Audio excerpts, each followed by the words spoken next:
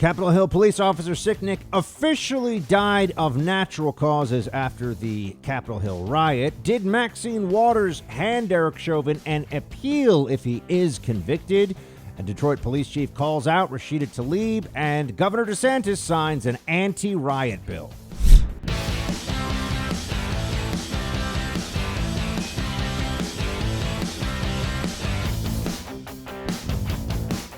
Anybody who tells you that it takes over 3 months to determine after an autopsy has already been conducted that a person died from a stroke, anyone who tells you it takes that long is either an idiot or a liar. The information that has come out now that Officer Brian Sicknick, Capitol Police officer, died of natural causes, died without any bruising, without any contusions, nothing. Not a scratch on his body. He died of a stroke. It is sad. He was a good man. He was serving his country. He was serving his city. But he didn't die because of a mob assault. This is really important. And this information was hidden from you. They didn't want you to know about this. Now, why is that? Why is it that Capitol Police, which is exempt from FOIA thanks to Congress, why is it the Capitol Police was willing to hold this information down as long as they did? They've known. Oh, they had to check and see. Check and see what?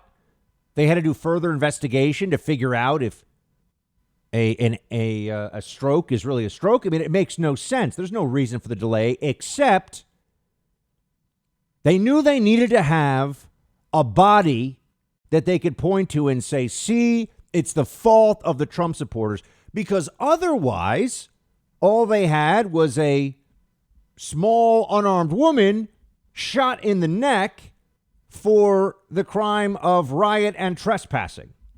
And when you start to look at these, at what's about to happen in this country, let's all remember, riot is something the Democrats will even justify. Destruction of property, rioting, all these things.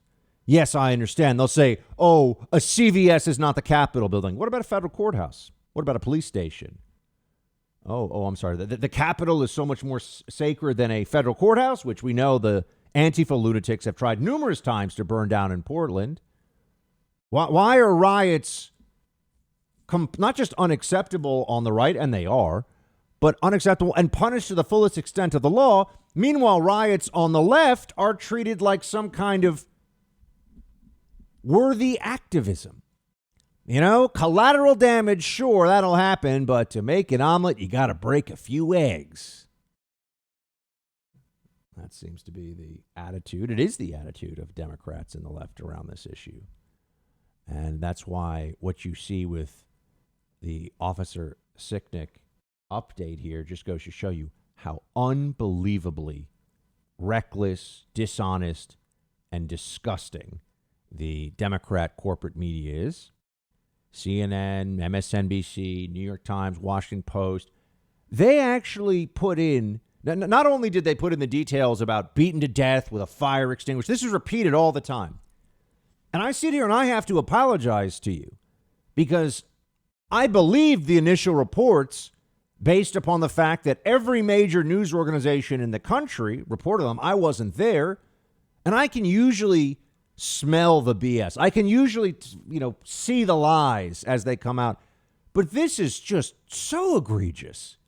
They've gone even beyond my expectations. So I say to you, I'm sorry that I believed that even on the most fundamental of facts, we could take national corporate Democrat media at its word. Now you know that when the stakes are high enough, they're not going to lie about everything. They're not going to lie to you about the weather. They're not going to lie to you about, the best, grilled chicken paillard recipe or something. They're going to lie to you about things that matter, like this, when it's important to the narrative and their power and their worldview. And now they've proven they will lie about anything. They will just lie about absolutely anything. There's nothing that you can say, oh, I don't need to fact check that. If you have any kind of an inclination that something's up, got to chase it down.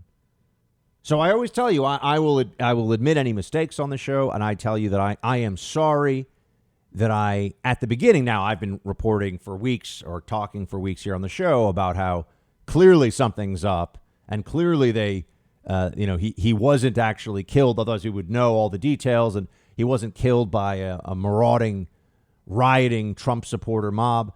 But just the fact that I even believed in the very beginning and assumed that they, how could they lie about that? I mean, it's hard to believe. They did.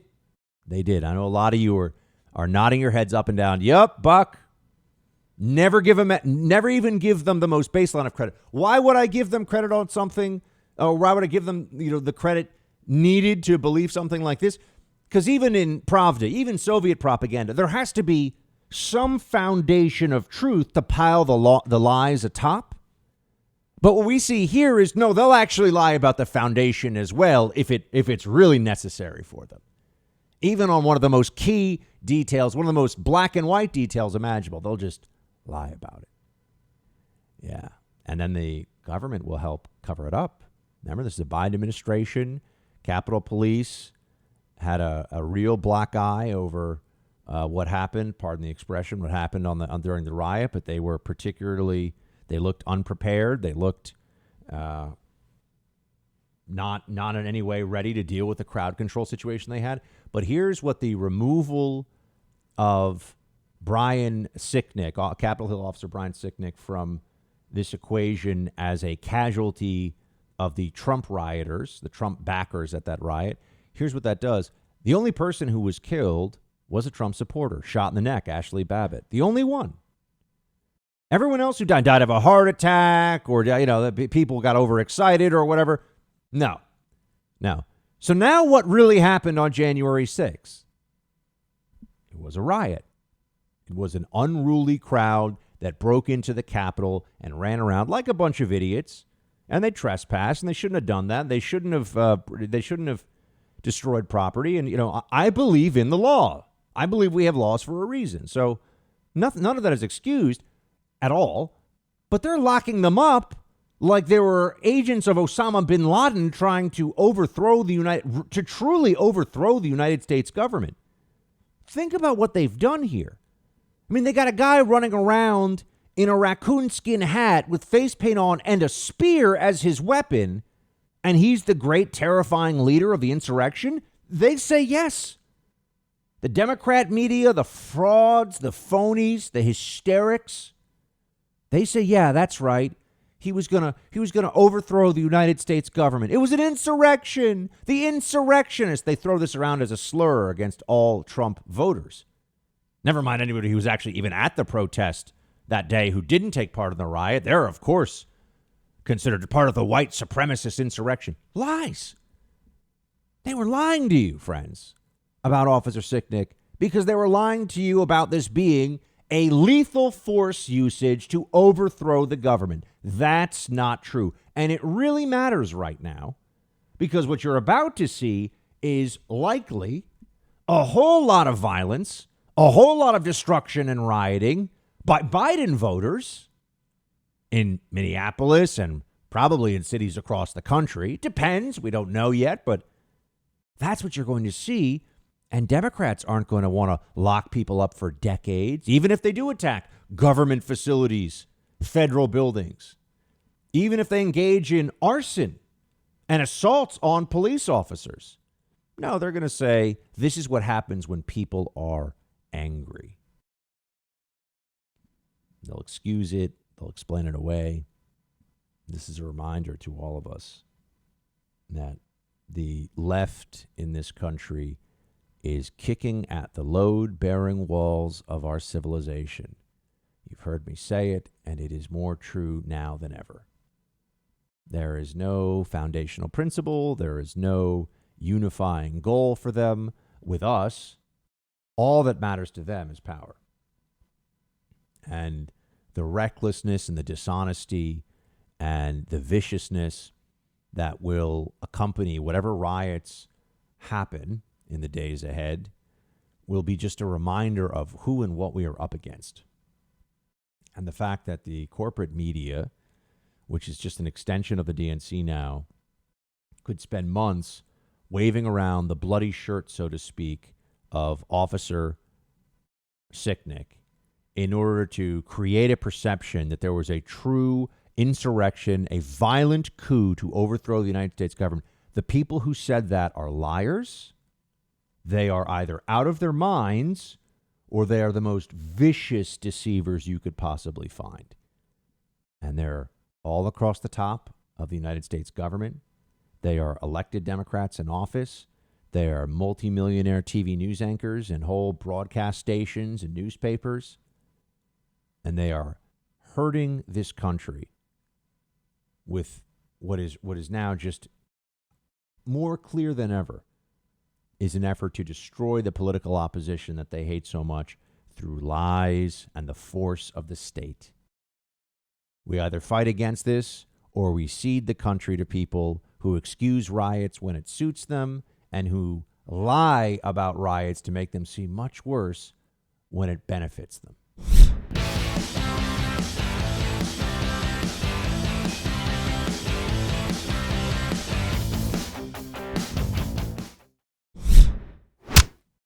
Does the other side, does the left, do the Democrats have any actual respect for our system? Now you have to remember that for 4 years under the Trump administration, when they were not at the levers of power, we were constantly told that it was Trump who disrespected the levers of power. It was Trump who was undermining institutions. But now what we've seen just a few months into the Biden presidency is that the people who were calling Trump a fascist, the loudest and the most often for 4 years, are the actual fascists. They're the people who don't want to respect individual constitutional rights. They don't want to respect government traditions or rules. They don't want to respect the law when it doesn't suit them. Exactly as we all anticipated, but it is noteworthy. It is critical to see this for what it is nonetheless. Who respects our system now? We have a trial going on. There has been a presentation of evidence. You've seen a legal team make the full case that Officer Derek Chauvin, they've thrown 3 different counts at him. They overcharged him. No question, okay? They overcharged him. I mean, to throw a felony murder charge at Chauvin is just madness, trying to mollify the mob. That's all that is. But they may go after him on all. The jury may come back and find that he is guilty on all counts, and the country will have to deal with the consequences one way or the other. But isn't it fair to ask that the people that are entrusted with government power act more responsibly? Isn't it fair to ask that the people who are supposed to be the paladins, if you will, the great protectors of our system, that they take this time to, if they can't say anything constructive, just shut up? No, that's not going to happen. Here is Minneapolis Mayor Jacob Frey. I mean, this guy is just a perfect approximation of the contemporary Democrat liberal male, a bunch of miserable betas who have absolutely no purpose other than shaming other people for not wearing masks or for not being woke enough. Or I just can't imagine. And I ask actually all of the women listening to the show now across the country, I don't understand how a female could in any way find a liberal Democrat American male appealing. But obviously it's half the country, so it is half the country are Democrats and half of that are dudes. But the white male American liberal is a particularly sad archetype, and here is a perfect example of that. Mayor Jacob Frey. Here's what he says. Play 2. As we await the verdict, there are several inescapable truths. Over this last year, our Twin Cities have experienced a barrage of trauma, all culminating with this trial and then the verdict. There's been pain and anguish, anger and frustration that is undoubtedly acutely felt by our black and brown communities. Regardless of the outcome of this trial, regardless of the decision made by the jury, there is one true reality, which is that George Floyd was killed at the hands of police. So what does that mean, Mayor Frey? We all know that George Floyd died in police custody. The question is, was Derek Chauvin morally culpable and legally culpable for that death? That's the question. But the way that Frey lines it up here, like the little quizzling, like the little coward he is, it's, well, the only thing we know that he died at the hands of police. Look at this, the sleight of hand, if you will, the usage of language here to indicate that that's all that matters. No, that isn't all that matters. People die at the hands of police in this country, and it is entirely justified. People die at the hands of police in this country, and it's entirely an accident. People also can die, as we know, as a result of police action in a way that is immoral and illegal.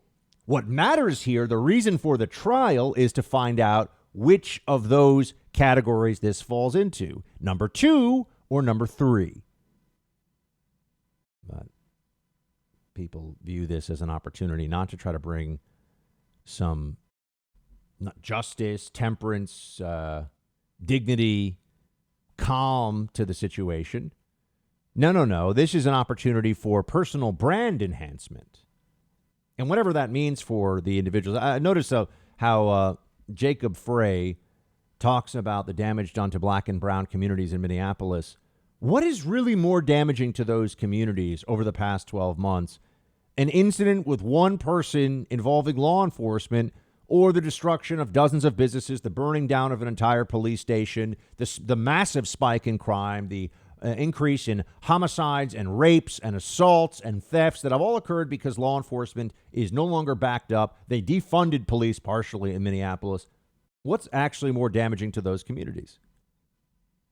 You have to ask that question. You have to find yourself wondering how anybody couldn't see it. But there are people, as I've said, who view this really entirely as a chance to make it about them, about how they stand for justice and about how they care so much about the situation. But they're saying things that are going to make it worse for everyone. They're saying things that are going to just add fuel to the fire. The Reverend Al Sharpton, of course. He was photographed yesterday walking to his private jet to fly to Minneapolis just in time for the trial.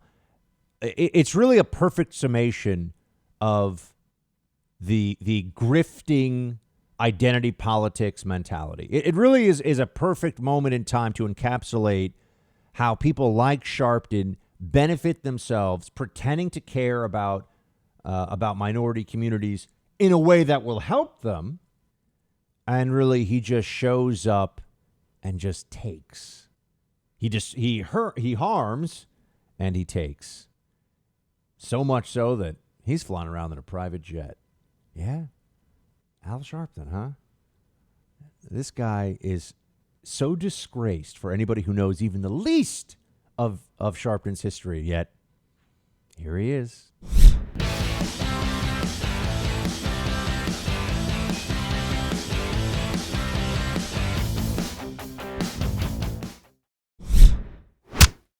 Maxine Waters talked about how yesterday this member of Congress told the protesters out on the streets, get on the streets, stay in the streets, be more confrontational.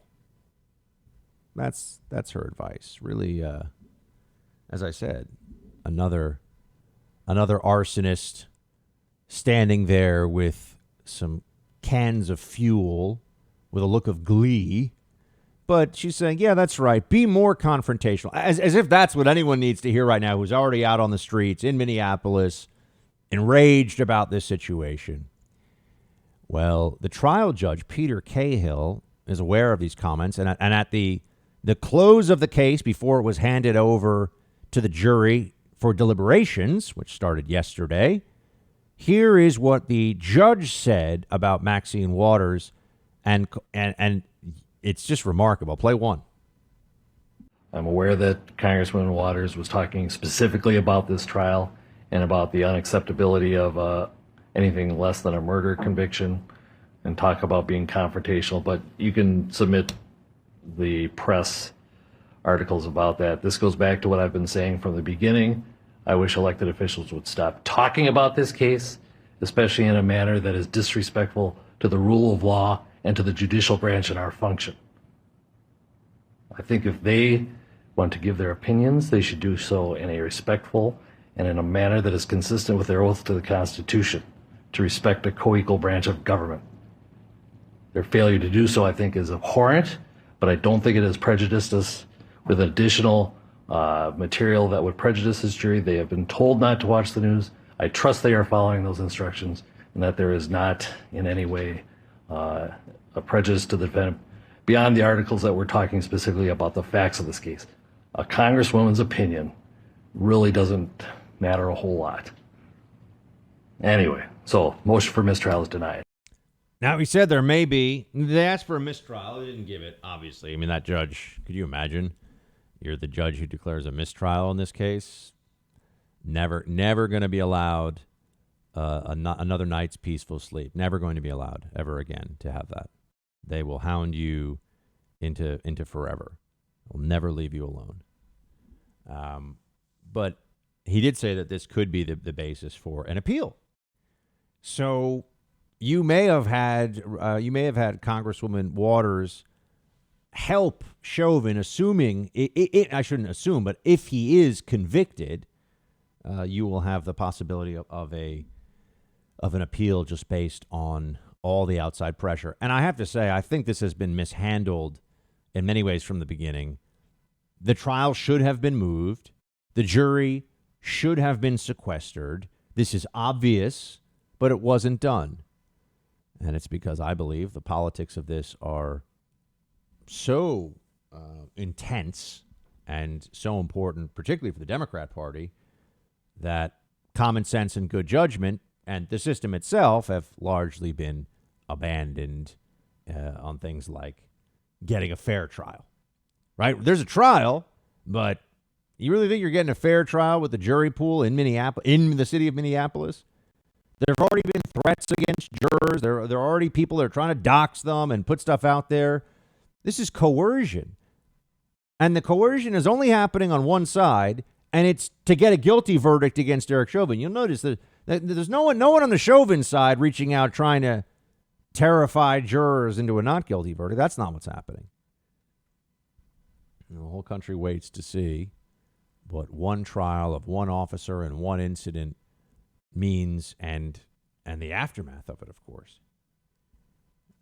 I'm sorry to say that we've reached this phase where our expectations are so very low as a nation that when there's an incident like this, when a black man is killed by a white police officer, we have to all collectively hold our breath for the possibility of riots.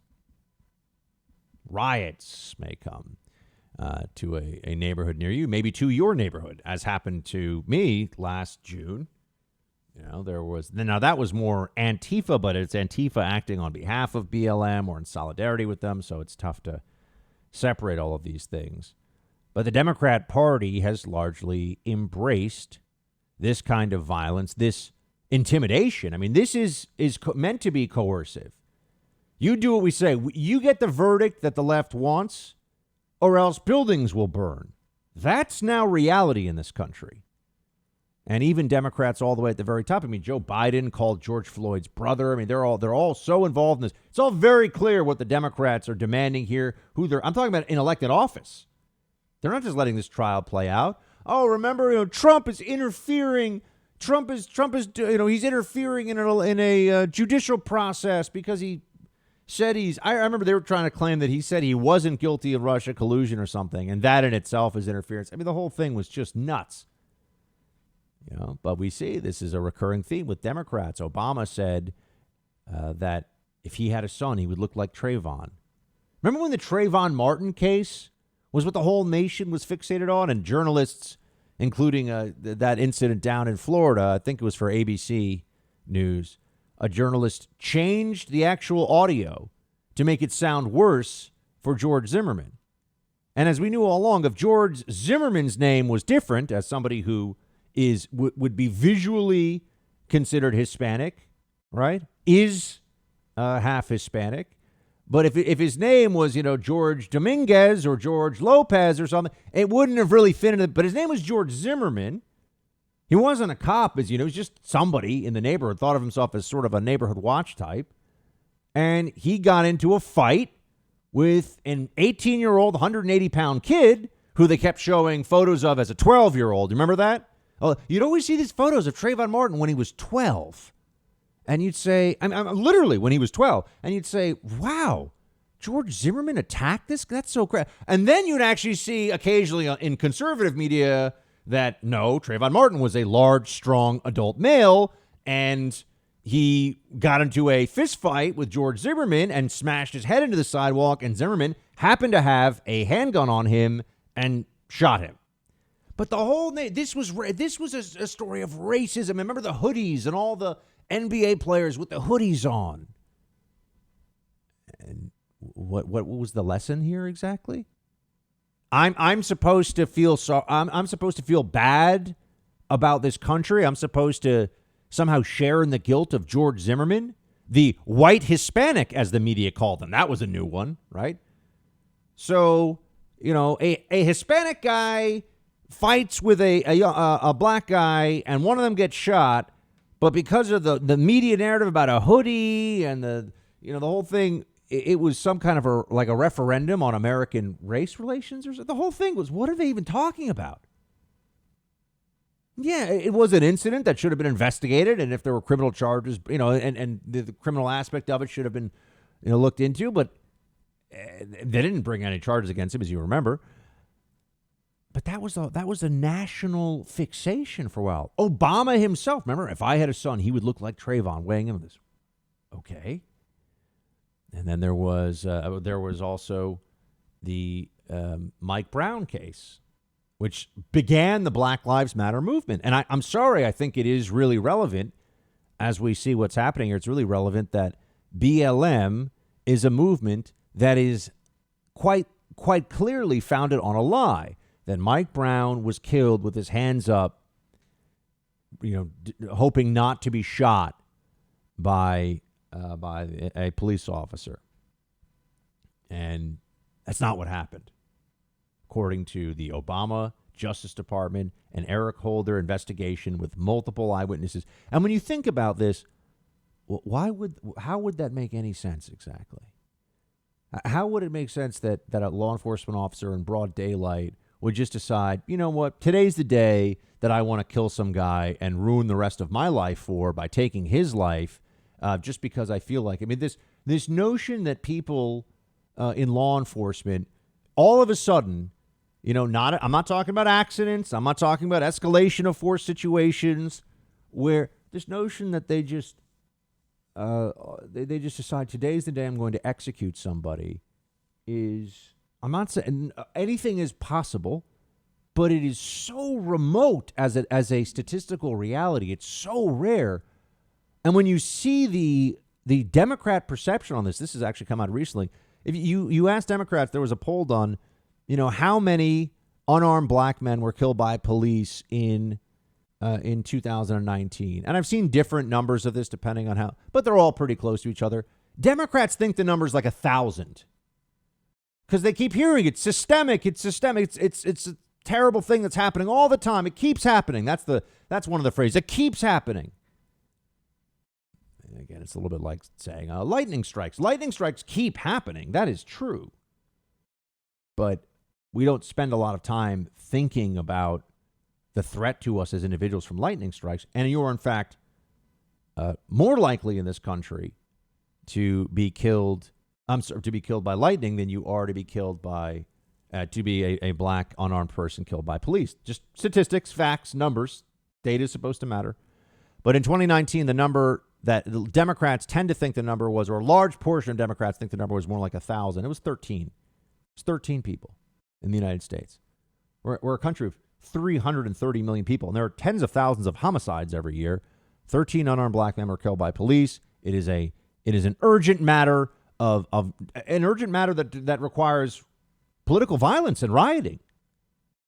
Oh, really? Not investigation, not, make sure, okay, we're going to look into this and see, and if there was an unjust use of force. No, that's not enough. Rioting. Okay. I think Ted Cruz is on to why this happens. Play 4. And I think that the House, of course, they should censure Maxine Waters. She does this over and over again. She was on the streets encouraging protesters in Minneapolis to engage in violence, to engage in riots. Listen, in Minneapolis and all across the country, shop owners, cities are preparing for violent riots, and there are Democrats like Maxine Waters who are encouraging. They want to see more stores looted. They want to see more police cars firebombed. They want to see the violence because they think it serves their political ends. And the dirty little secret is, as bad as Maxine Waters' comments were, they're not an outlier in the Democratic Party. You have Democrats encouraging this violence. For example, the last time we had riots all across the country, Kamala Harris raised money for the to bail out the violent protesters who were committing these acts of violence. And today's Democratic Party has decided that violence can benefit them politically. I think it's wrong. I think we should condemn violence from any political perspective, whether right wing, left wing, or no wings at all. Violence is never acceptable, and we ought to be keeping people safe. Ted Cruz gets it. He's absolutely correct. And the Democratic Party is shameful. I mean, truly and utterly shameful. And I want you to remember that in the days ahead, given what we're likely to see.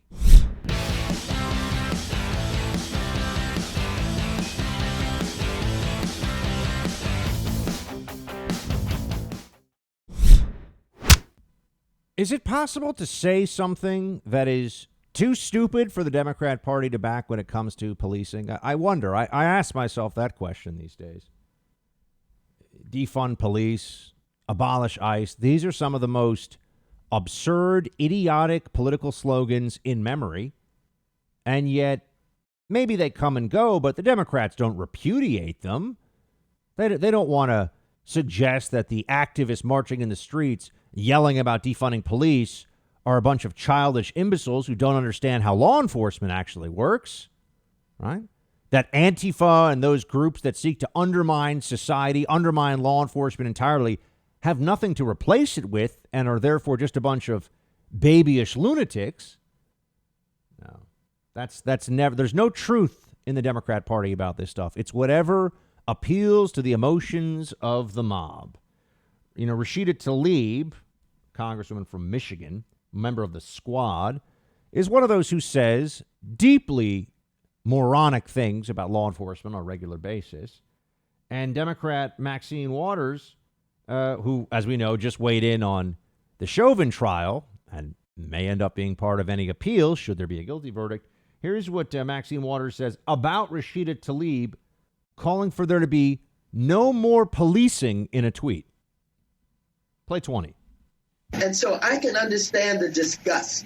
I can understand the feelings that so many have about we've got to get some justice in both of these cases. And so I know that my colleague speaks her mind, and she said what was in her heart. And I understand that very well. And I'm here today because, number one, I want to show that there are members of Congress who really care about what is happening with these cases and whether or not we're going to get justice or whether or not the police unions and the lies that they tell are going to win. And so she spoke her mind, and I appreciate that, and I love her for it. I love her for it, she says, of Rashida Tlaib calling for no more policing. Do any of them care what this would actually mean for particularly high crime, but for all communities? Here's a fun little fact. Hat tip my friend Henry Rogers, the Daily Caller. Maxine Waters requested police protection and a convoy when she landed in Minneapolis as a member of Congress. Oh, okay. So she gets to be protected by people with guns paid by the state. But you don't get to own guns. Oh, no, guns are bad. Not allowed to own guns legally as a citizen of this country. And also, you're not allowed to even have armed police to respond, maybe, when you get into trouble. You're on your own. This is the future that they really want. Think about this. All you have to do is push them a little bit. Push the Democrats, the activists, the leftist, BLM squad, all of it. Push them into explaining what's supposed to happen here. And what they say to any reasonable person is just absurd. It's not that they've got an idea, I've got an idea, theirs has some merits, mine has some merits. It's what they're saying is just flatly stupid and based in a perception of an alternate reality. Right? We cannot just get rid of all cops because there are a handful of use of force incidents in a country of 330 million people with millions and millions of law enforcement civilian interactions every year. We can't actually just shut down policing because occasionally something bad happens and it upsets some people, quite honestly, excessively, based on what the realities of law enforcement are in the country by the numbers.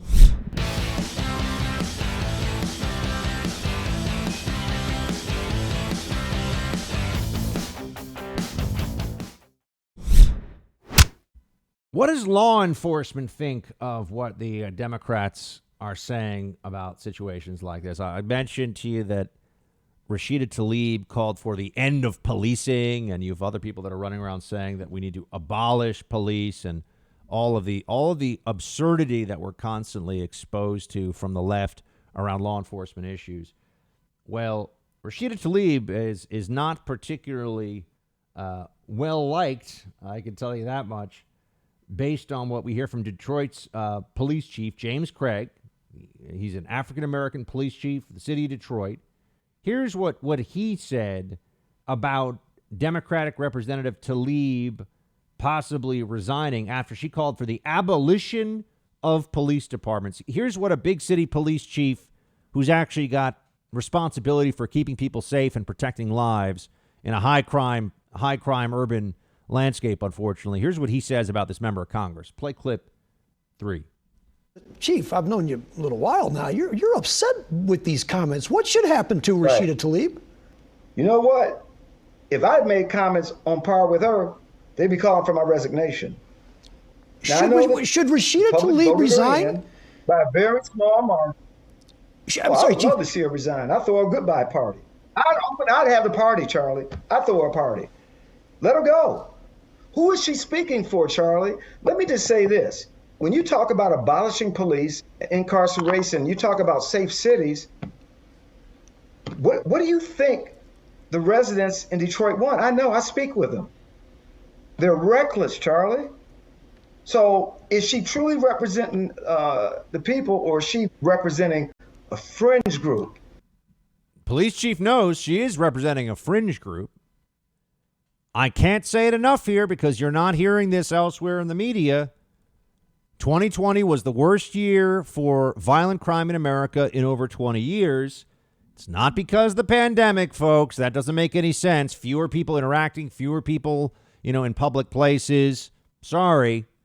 That doesn't add up. It's police pulling back from their jobs because they're no longer backed up because of the madness of Democrat defund the police narratives. That's why you have more people dead, more people brutally attacked, raped, robbed, home invasions, carjackings, more of all of that across the nation, thanks to the narrative of BLM pushed by the Democrat Party and the corporate media. That is what happened. They don't take any responsibility for it. They don't care because it was for them, they viewed it as a good base turnout issue. Gives them a sense of righteousness, right? The godless Democrat Party gets to just pose as the great civil rights heroes of our current era because They want to get rid of all cops. It's hard to really think that anybody who believes it's a good idea, it's hard to think that they understand anything about this. Because what ends up happening is when you push on whether it's Rashida Tlaib or Maxine Waters or anyone else who says defund the police and say, what exactly is it that you'd like to see happen? Then they start spouting some nonsense. Well, when we say defund the police, we want to do something else. This happened to AOC too, over the abolish ICE fiasco in 2018, 2019. That was the thing that got you a lot of social media likes. Remember, only 20% of the country's on Twitter and something like 2% is really active on Twitter. So you really have, let's call it, I don't know. You got 6, 7, 8 million people who are really on Twitter a lot, and then everyone else is just living their lives. But Twitter is used as especially by the people who are very politically active, used as a kind of litmus test and also a means of assessing where the base is. But it got a lot of likes to write on Twitter about abolish ICE. And then what happened was people started, the credulous rubes over at CNN were, well, Ms. Alexandria Ocasio-Cortez, you're a member of Congress and you'd like to abolish ICE. So what do you want? What will we replace it with? And then everyone got kind of silent. So it was like, well, we're going to come up with another federal body that's not Immigration and Customs Enforcement that will do the job of Immigration and Customs Enforcement. Okay. What are we going to call it? DICE? Democrat Immigration and Customs Enforcement? What difference does it make? You're going to have a federal agency, which is going to be imperfect and a slothful bureaucracy, but it's going to be tasked with the same mission. You're going to have a lot of the same problems at the border. So what would it even accomplish? Nothing. But it's just about how it feels to say this stuff. It's just about how much attention you could get from screaming about this. Doesn't matter how dumb it is. You get unfortunately, a lot of stupid people out there who listen to things like abolish ICE and they think, yeah, that's a good idea. Defund police. Oh, yeah, sign me up for that. They ignore the polling, the very clear polling that shows all Americans want either the same or more police in their neighborhoods by clear majorities, including black Americans. Because my fellow Americans who are black want to be safe and secure and live with rule of law just like everybody else. Right? This is not hard. When you view all people as people and when you get away from the identity politics and insanity, you can see this for exactly what it is. I mean, even in the highest crime communities in the country, whether they're talking about a predominantly minority community or not, less than 1% of people are committing the violent crimes. So 99 out of 100, more than 99 out of 100, whether we're talking about, rough parts of a major city or a suburb that's maybe got a crime problem, 99% plus of the people there don't want any violence, have no part of the violence, and they want. So how do you actually accomplish that? With law enforcement's help, with law enforcement coming from within that community and standing watch on the wall, so to speak. That's it. There is no alternative. We have no alternative. If we had a society full of angels, well, then maybe we could have a different conversation. But we don't, and we know we're not going to. And in the meantime, running this experiment to prove once again to the childish, whiny Democrats that their ideas about policing are stupid, people suffer. There are consequences that come from this. Here's the Detroit Police Chief, James Craig, again, about Congresswoman Rashida Tlaib, play 17. You describe Tlaib's comments as reckless and disgusting. Why? Absolutely. They are reckless and disgusting, particularly in this time that we're in today. And certainly there's been an increased assault on the men and women who serve across this country. As recent as just early this morning, unprovoked, an individual came into a crime scene and began shooting at our officers. And so while we can't definitively say those comments are the reason, but the anti-police rhetoric is just too much. I mean, even we think about Representative Waters when she makes statements, get more confrontational. What does that mean? But as it relates directly to Rashida Tlaib, this is about her putting attention to herself. That's exactly what it's designed to do. It's not productive. She doesn't speak for the majority of Detroiters. The majority of Detroiters support this police department. They want effective and constitutional policing. And to make statements like abolish policing, abolish incarceration, certainly is counterproductive. You notice how the CNN anchor there, Berman, sets it up. Well, why would you say, that it's reckless and stupid to say get rid of all the cops? As if that's not the most transparently stupid thing a politician has said in recent memory. Well, why would you say it? Rashida Tlaib, she's a squad, and CNN viewers like to pretend that they're really hip and cool, so they support the squad. Yeah. Oh, geez, I don't understand. What do you mean? Maybe we can have another lecture from Bonehead Bro Cuomo about how until white people are shot by police too, nothing will change. Really one of the dumbest rants I've seen on television. It's so stupid and just so destructive as well, and really just so vile that it makes me wonder about the intelligence of any person who could have watched Cuomo go on that rant, not thinking, this guy's a moron who spent too much time throwing dumbbells around when the dumbbell's the one on TV. Really stupid stuff. I mean, could you imagine what it would look like if he had to actually defend that in a debate? Oh, until white people are shot by cops. White people are shot by cops more than anybody else. Because we, yes, are a majority of the U.S. population still, but white people are shot by police. There's no riots. And if you look at the case of Daniel Shaver and Officer Brailsford, that's a case that I looked at. And some of my friends on the right disagree with me on this. Back in 2016, Daniel Lee Shaver of Texas was shot by Officer Philip Brailsford in a La Quinta Inn and Suites in Mesa, Arizona. It was execution on body cam. I mean, that's what it looked like to me. They charged him. They charged Officer Brailsford with murder. Jury said no. I thought it was a horrible miscarriage of justice. Were there any riots?